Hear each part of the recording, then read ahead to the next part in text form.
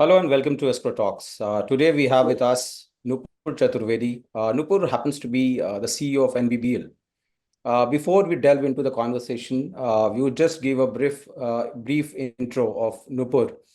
Noopur has been an engineer by profession. Started her career with Infosys as an engineer, and then she did her master's from IIM Lucknow, and then she moved to Citibank, worked there for almost 7 years, and then moved to ING Vyasa, working nearly to close to 5 years, and then to Samsung as head of BFSI Alliances, and then to Airtel Payments Bank, and then again at PayU, one of the biggest fintechs, leading the SMB business for them for almost 2 years.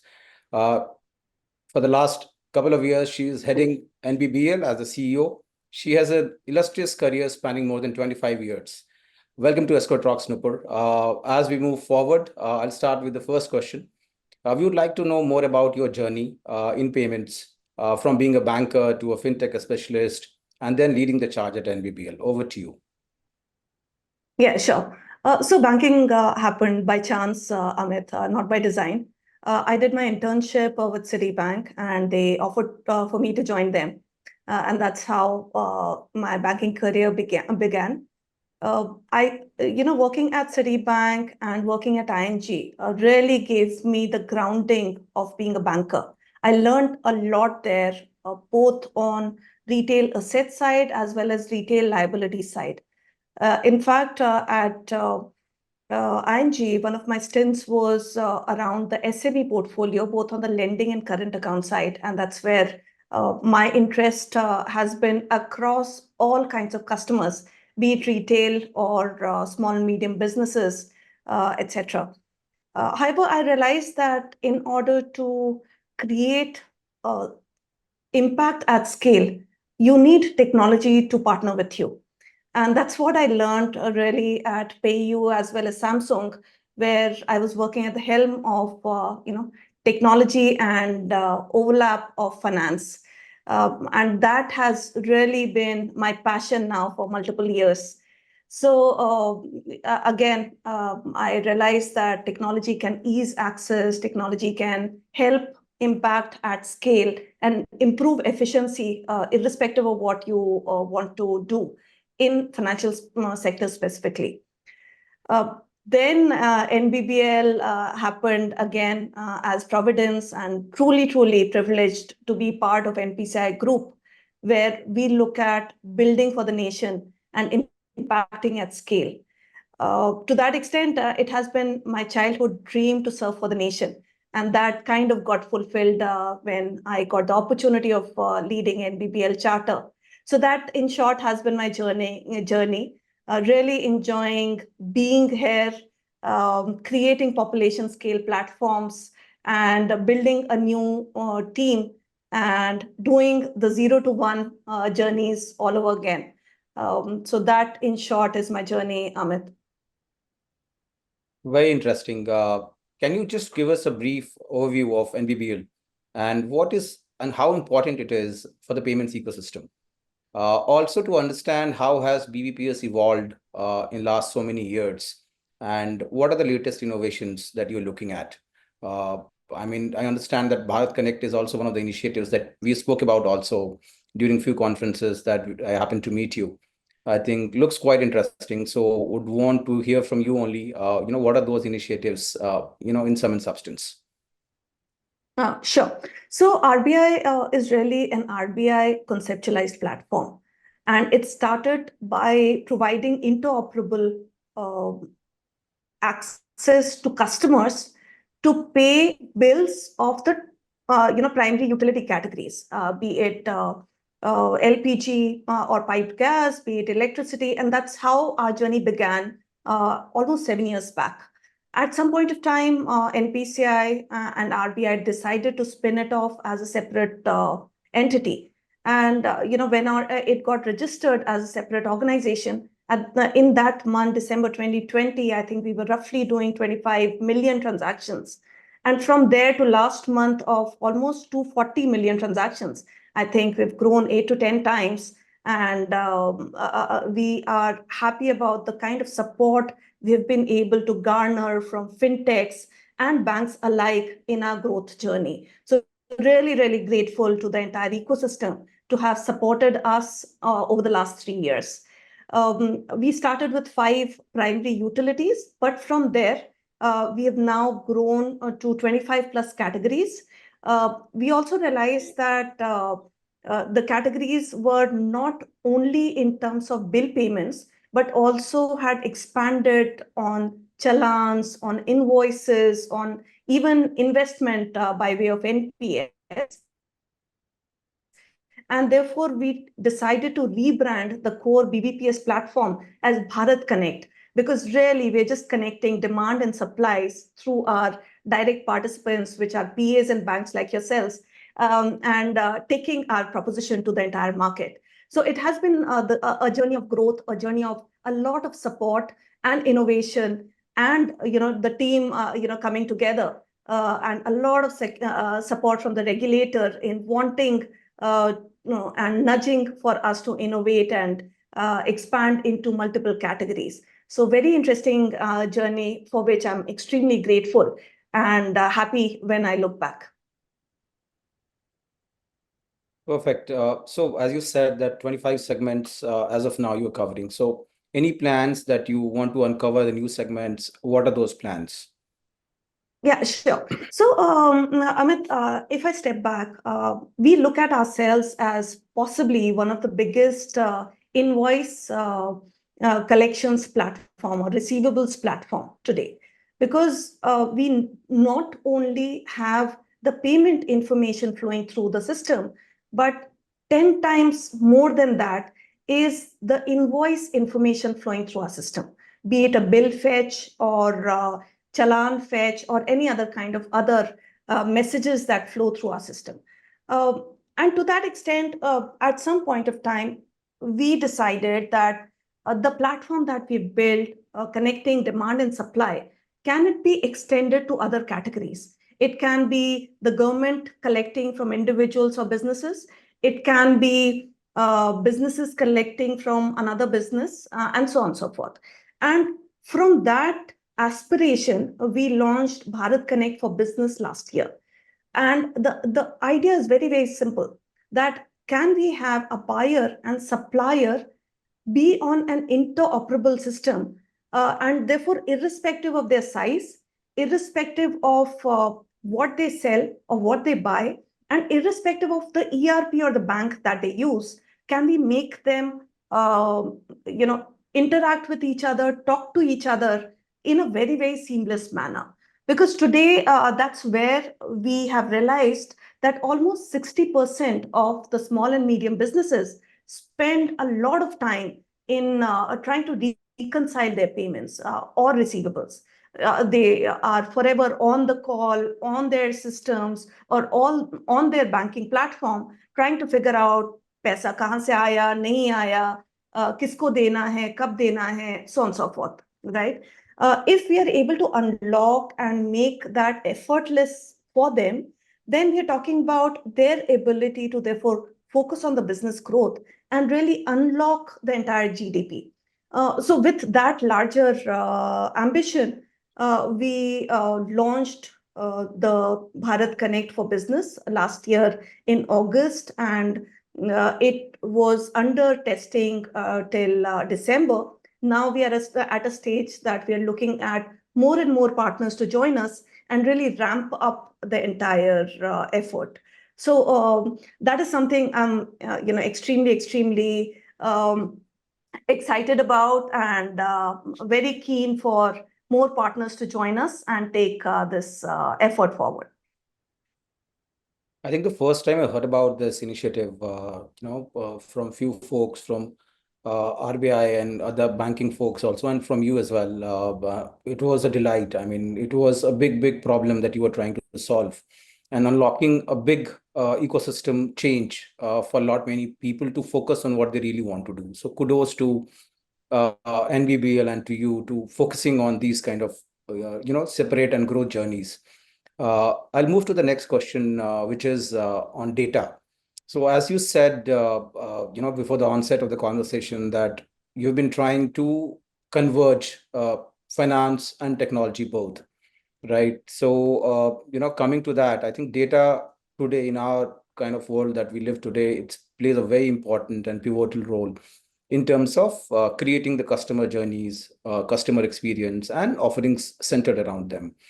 So, wanted to understand from you that how are you leveraging technology and essentially the new age technologies which are coming up, and what are your plans in terms of executing those?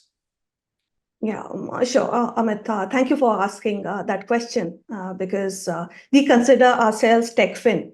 So technology is really at heart of everything that we do today. And as an important DPI in the bill payments, space, the expectation from us is that we work with 100% uptime, and therefore resiliency, the ability to track everything that is happening on the system becomes very, very important. And data plays a role from something as simple as application performance monitoring to be able to give predictability to the billers to say that this is the kind of collections you can envisage in the coming months or quarters. So yes, data has been the core of everything that we are doing around technology. I'll give you an example in form of one solution that we have put out in the market. Um, uh, One is a tool which has been introduced called CertPlay, which is a certification automation tool. So as you're aware, RBI last year allowed for any regulated entity to be able to join NBBL without any further license. And it was a big step for us because suddenly we had a lot of PAs showing interest, a lot of banks showing interest to join our ecosystem. Now, at one point of time, bringing a new OU on board was really a multi-quarter exercise. From there, taking an OU live on our system within a matter of weeks was really a big milestone for us. And over the last 1 year, we've seen many OUs come on board in a very speedy manner. The second example I would like to give you is an example of UPMS. So, Unified Presentment Management System is a layer on top of our core Bharat Connect, through which to the customers we tell them that the minute a bill gets raised, we will have it presented to you on a real-time basis across the channels of your choice. And on the other side, we tell the biller that you will not be loaded by a number of fetches that happen by hundreds of participants that want to get that bill on a timely manner. So it acts as a load balancer on the biller side, and for the customer, he gets a real-time information about a bill having generated and also a payment having made. So the minute the payment happens, all the other channels are told that the customer's already paid. Please don't remind or pressurize him or put him intention to say pay now, or it might get disconnected. So every innovation or every data play that we are doing is towards helping some or the other ecosystem participant, be it the direct participants in way of operating units or indirect participants by way of agent institutions or customers or the billers who join our ecosystem.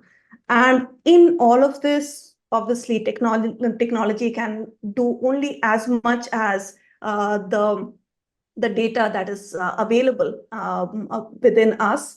And we're trying to make the best use of it. Many initiatives lined up, be it real-time settlement that we are looking at launching over the next 12 to 18 months, or the data provision to the customer to be able to show all his bills at a central place, and so on and so forth. So a lot going on. It's just that we're also cognizant of DPDP. And in light of that, we have to be very, very sure of the consent framework, of our own ability to have data encryption, data privacy norms, and everything in order before we do more. Long answer to your short question. Technology is at the heart of everything that we do.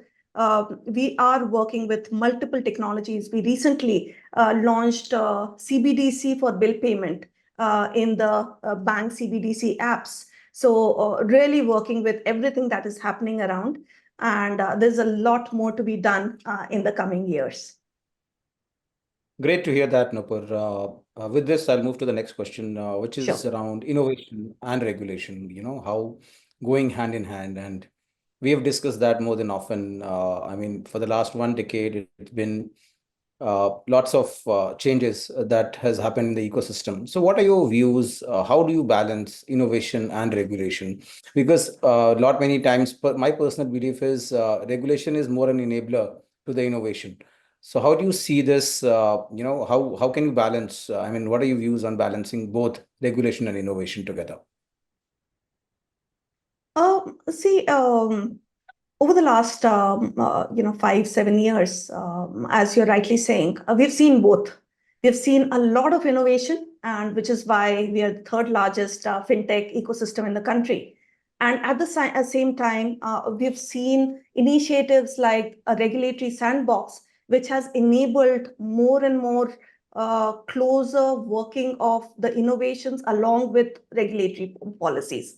And we have to give credit to the regulators in the country, including RBI, to be able to balance both innovation and consumer protection together.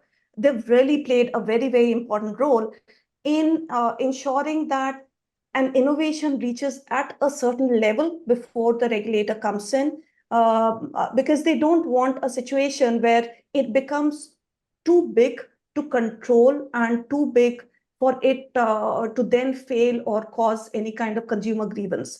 So consumer protection is one of the core tenets of any regulator. And to that extent, I think they've played an amazing, amazing role in letting DPIs be available to the ecosystem to innovate upon.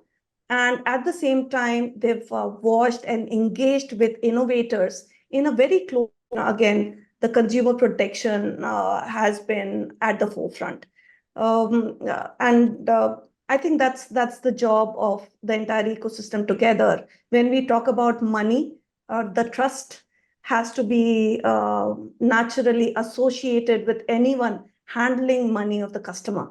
And that trust needs to be protected by all of us as players in the ecosystem, but also by the regulator who says that ensure that the customer does not lose the trust in what we have built in so many years. I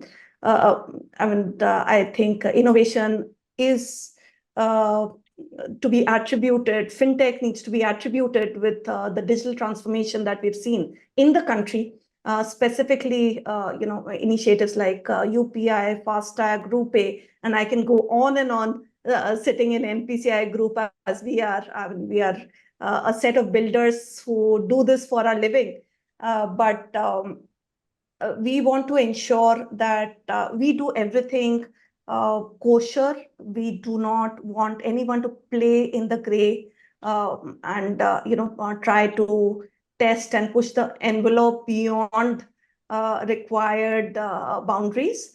And to that extent, we've seen RBI having very, very open and approachable doors to encourage all the innovations that anyone can come up, and they have a view and controls which are future facing for every initiative that goes to them. So that's what my sense is, that even in the coming days we would see no dearth of innovation, and yet the regulation and the policies coming in at the right time before it becomes too big to fail. I have one line for this, which I seldom use most of the Yes, please. conversations. Yes, So regulation is nothing, it's a process to the innovation. absolutely. So basically, yeah, that's what they are trying to do. They are building that process where you can innovate more. With this, I'll Absolutely. move to another question, which is around fintechs and around transaction banking as an ecosystem where players like us are trying to disrupt this space. especially offerings around current and escrow accounts. How do you see the future, and how do you see the opportunities, and what is that you think we should do, to be a better enabler of this ecosystem?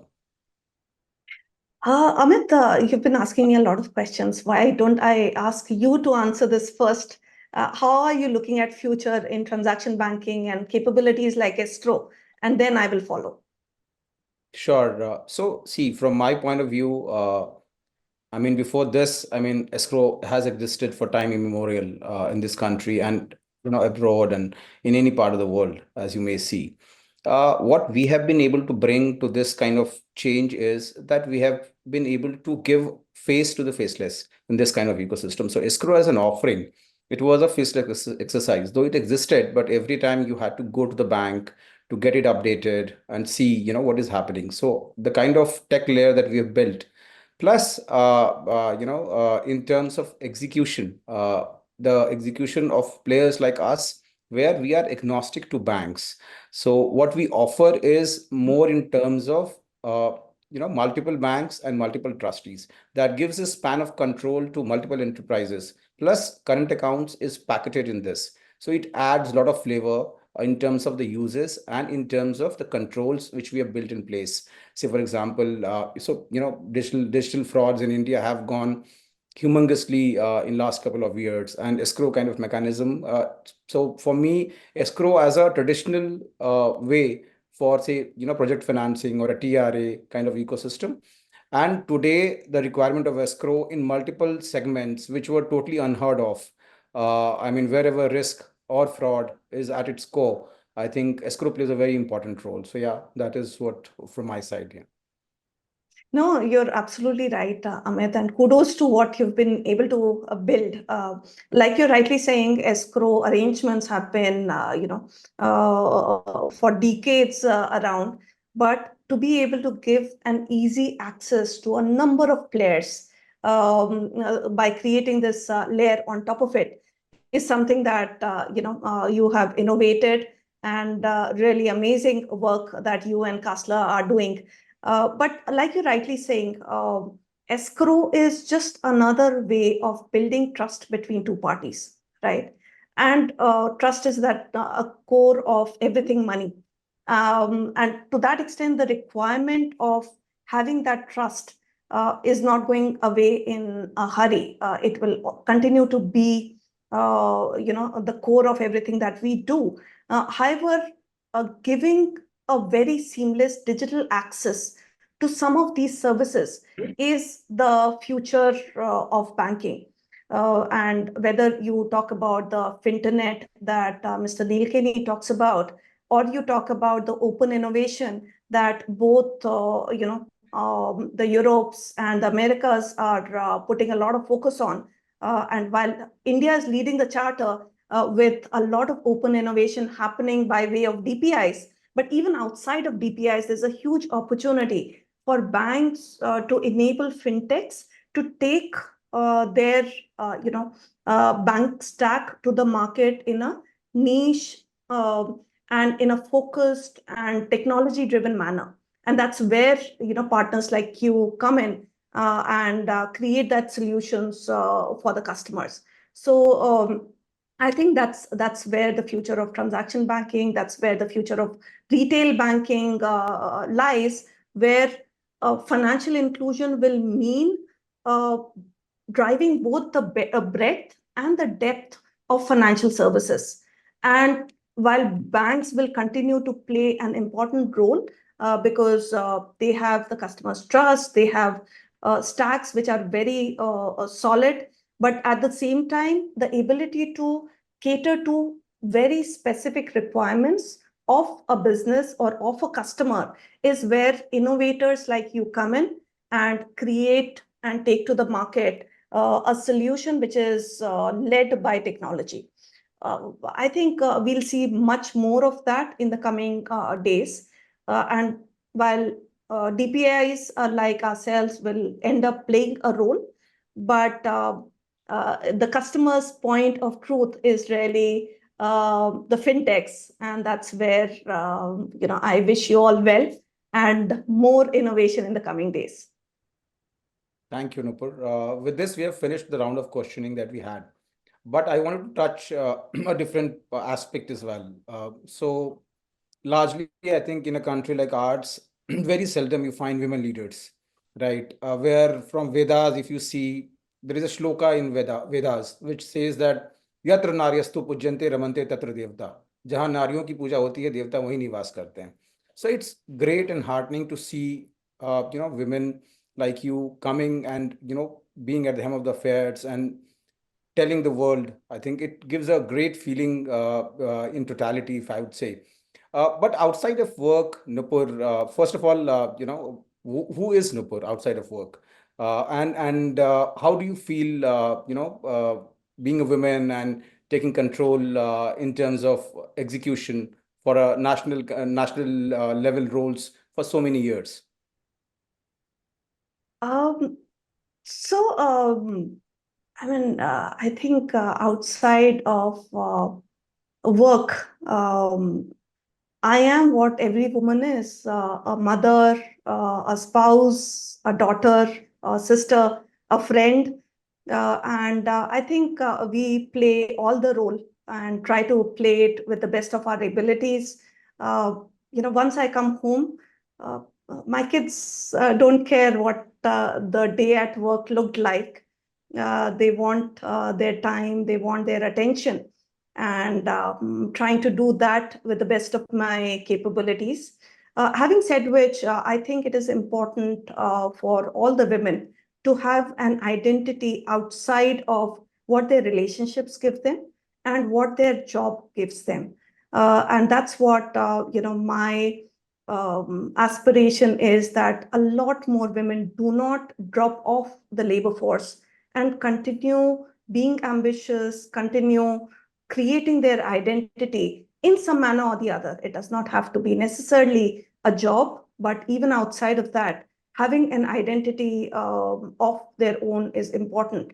And I feel very, very strongly about it. I've had a role model in my mother, who was working that too in factories at a time when there were very less women in those kind of jobs. She was in IS Allied Services, so I had a role model at home and have just followed her footsteps. So nothing more on that, but I do wish for more women to keep growing, keep taking risks, and keep being ambitious.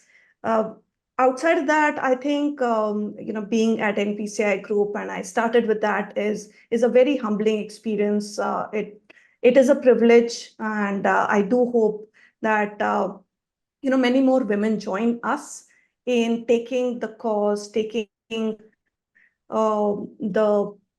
agenda of reaching and touching the lives of millions forward. So that is what I really wish for our work environment to happen. You're right in saying that when I look around, there are very few women specifically in technology.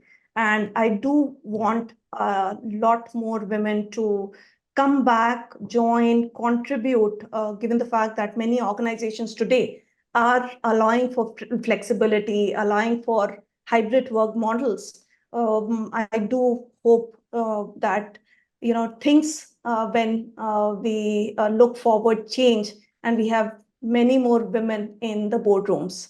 So that's my wish and hope. I hope I'll be able to contribute to that in some manner. Fingers crossed. And thank you so much. It was great having a conversation with you, Nupur, and thanks for your time. Looking forward to this, and we'll share with you the edited video once it is done, and then Sure. we'll upload it on social media. Thank you so much. Sounds good. And thank you for having me, Amit. And all the best to Castler and to everything that you guys are doing. And thank you for the upcoming partnership. Thank you. Thanks.